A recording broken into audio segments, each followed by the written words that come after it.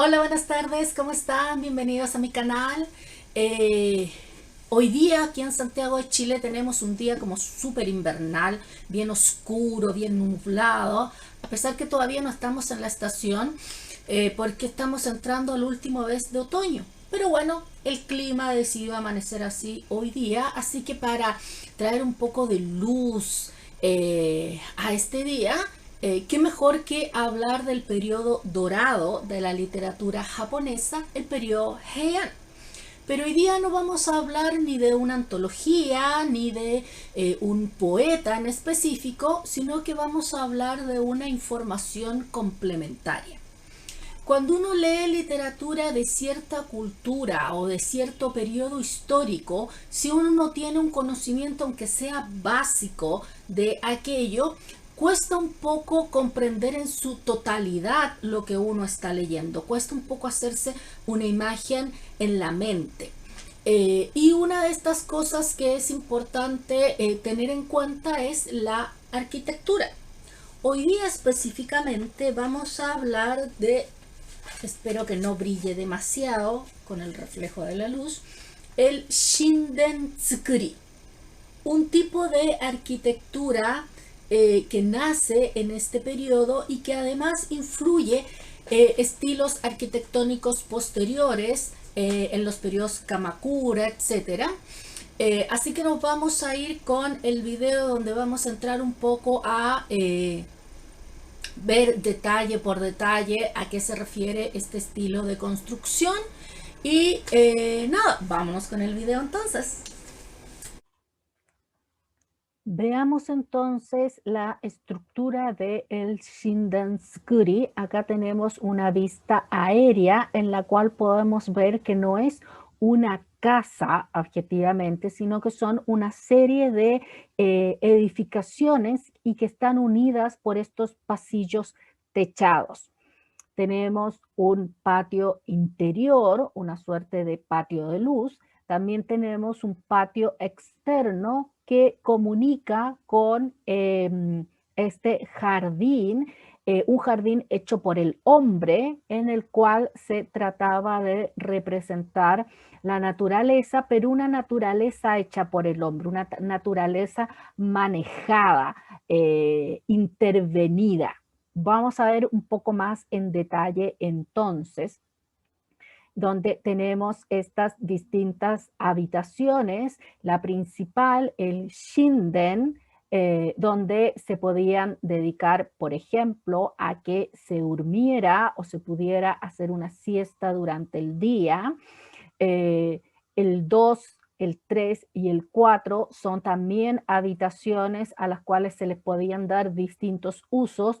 Algo muy representativo de la arquitectura tradicional japonesa es que las habitaciones podían tener más de un uso y se podían reformar incluso los tamaños.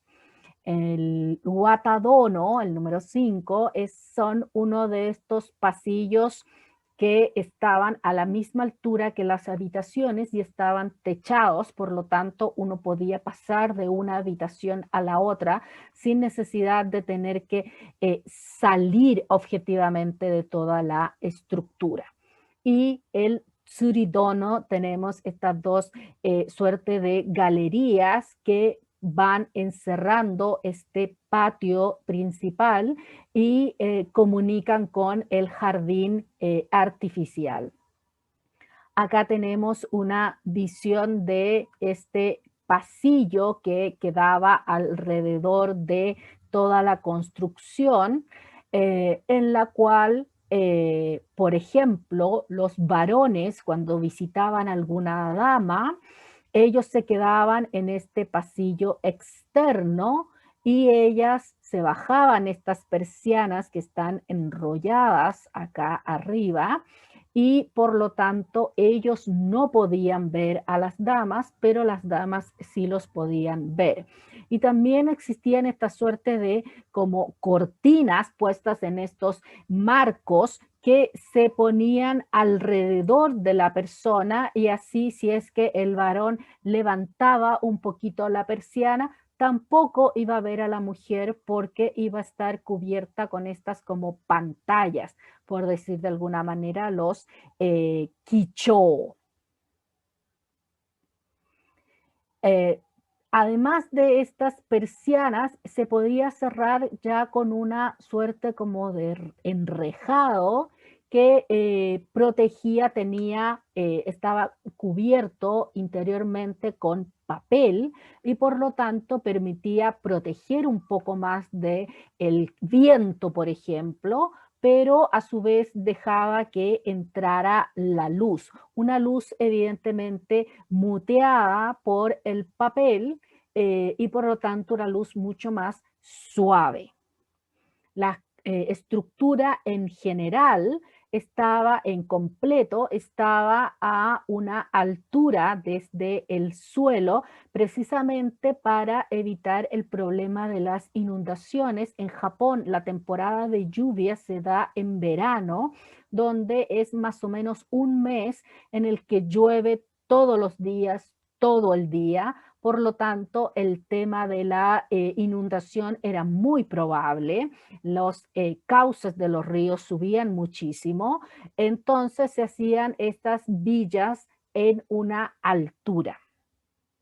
Acá tenemos el ejemplo de el Watadono, este pasillo que permitía, sin embargo, no tener que salir o más bien bajar de la estructura, sino que podía pasar de un edificio al otro y permitía que estuviera interconectado y que también estaba techado. Acá tenemos una imagen de este patio interior en el cual se hacía en general un jardín seco y se ponía algunas rocas en el estilo de los jardines secos y algunos árboles muchas veces que representaban las estaciones. También tenemos que alrededor de estas mansiones se construían distintos tipos de cercas que delimitaban el terreno. Cuando leemos en la literatura del periodo Heian que las mujeres estaban restringidas a vivir en el interior de sus casas y que no tenían permitido salir, evidentemente tenemos que tener en cuenta que no nos estamos refiriendo a una casa como podría ser en la actualidad, sino a estas villas donde evidentemente ellas se podían mover entre todas estas habitaciones, caminar por los patios, caminar por los jardines y hasta donde estaba rodeado por la cerca. De hecho, una escena muy famosa de el Genji Monogatari, en la cual Genji ve por primera vez a Murasaki no Ue, es precisamente cuando él la ve a través de una de estas cercas. Él está medio escondido y la escucha hablar y entonces va y mira entre medio de la cerca y puede así verla porque ella estaba en el patio en ese momento. Acá ya nos vamos a la parte interna de la construcción, evidentemente muy hacia el suelo los muebles porque la cultura japonesa siempre ha sido de sentarse en el piso. Tenemos acá estas suerte como de mesitas donde se podía guardar distintos tipos de utensilios. Acá en el lado izquierdo inferior tenemos un espejo que servía para mirarse mientras se maquillaban las damas o se peinaban. En el ángulo inferior derecho tenemos un brasero que está contenido en un metal, evidentemente por el tema del fuego y que la construcción está hecha en madera, entonces obviamente había que aislar el fuego, pero después este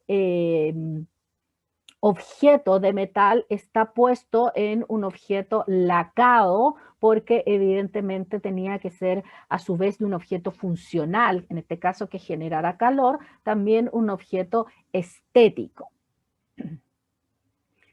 Otro tipo de muebles que tenemos, todos de patas muy cortitas para quedar lo más cerca posible del suelo. Tenemos, por ejemplo, acá una vela puesta en una base que permitía que no se pusiera directamente sobre el piso.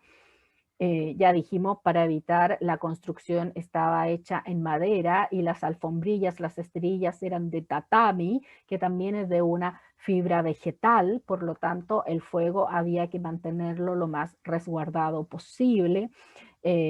Acá en el ángulo inferior derecho tenemos, por ejemplo, una pequeña mesita con utensilios para escribir, en el cual ya sabemos que el tema epistolario es muy importante en este periodo. Constantemente los nobles estaban enviando cartas, poemas, etcétera.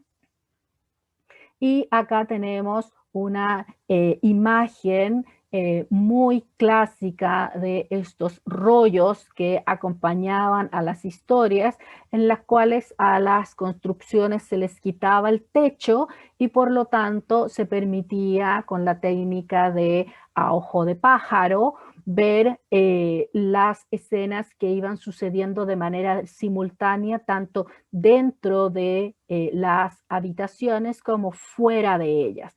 Acá vemos, por ejemplo, cómo están las mujeres adentro y los varones están afuera en esta galería que rodeaba la construcción, y ellas están protegidas por estas persianas y por estas pantallas que dijimos, y también vemos en la parte superior un ejemplo de los muebles muy a ras de piso con unas patitas muy cortas para que quedaran al alcance de las personas que estaban sentadas en el piso.